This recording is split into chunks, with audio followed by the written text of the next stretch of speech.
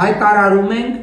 Հայաստանյաց առաքելական Սուրբ Եկեղեցու բարենորոգման մեկնարկի մասին, որը կիրականացվի հետևյալ ճանապարհային քարտեզով.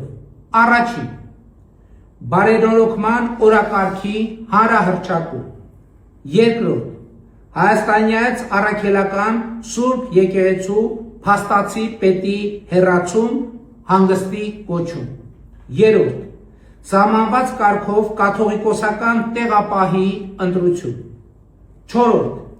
Հայաստանյաց առաքելական Սուրբ Եկեղեցու կանոնադրության ընդունում։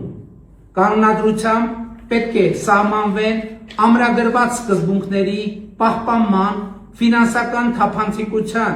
և հոգևորականների բարևարկության ապահովման կառուցակարգեր։ Հինգերորդ, սահմանված կարգով ամենայն հայոց կաթողիկոսի ընտրություն։ Հայաստանյաց առաքելական Սուրբ Եկեղեցու հոգևորականաց դասի և բոլոր հետևորդներին կոչ ենք անում աջակցել